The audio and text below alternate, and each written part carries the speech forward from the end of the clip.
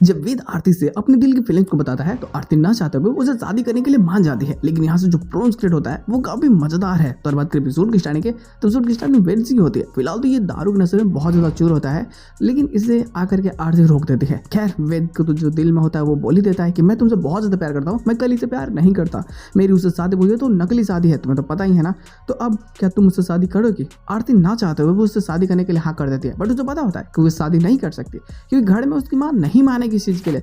But ये फैसला करता है कि हम कैसे भी करके शादी जरूर करेंगे। लेकिन इसे कली का फोन आ, कली जब इसे फोन करती है तो इसे बताती है कि आपको मेरे साथ रहना ही होगा, आप मुझे छोड़ करके नहीं जा सकते वेद बाबू, अब कुछ भी हो जाए लेकिन आप मेरे स्वामी ही रहेंगे।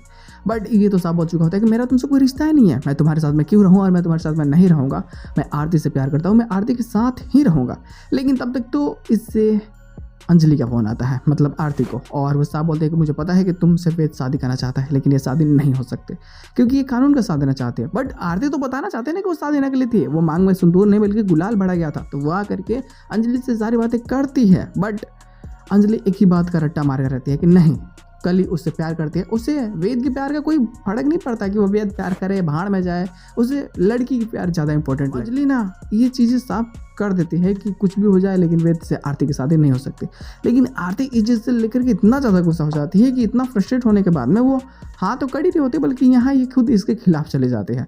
पद्मा भी अगर समझाई होती है लेकिन अंजलि समझने का नाम ही नहीं ले रही होती है, उसे लगता है कि नहीं जो हो रहा है वो बहुत गलत है। लेकिन प्रॉब्लम्स तो बढ़ चुका युवराज के साथ में किया कि युवराज आया था तो बेइज्जती करके भगा देते, तो युवराज महक फ़ोन करके रोने लगता है, पता है तुम्हारी भाभी ने मेरी बेइज्जती कर दी, मुझे इज्जत मतलब मेरा इज्जत ना कटवा दिया, मैं गया था उनसे आशीर्वाद लेने के लिए, पता नहीं क्या क्या कर दी वो। मैं सोचती कि सच में इतना हो गया लेकिन शादी का तो बता चुके होते कि मेरी प्लानिंग क्या है, मैं जल्द ही आरती को इस घर की बहू बनाने वाली हूँ अंजलि को हराने के लिए।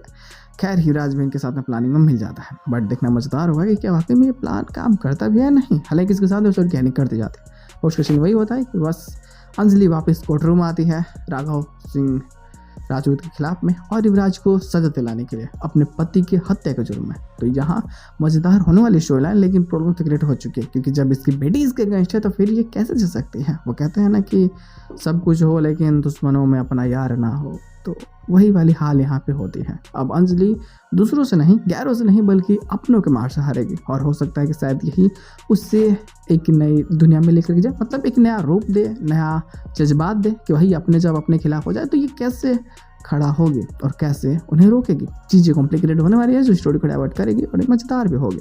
तो बस आज के अवसर से नहीं, हम लोग मिलता है बहुत जल्द किसी वीडियो के साथ में, तब भी के लिए बाय।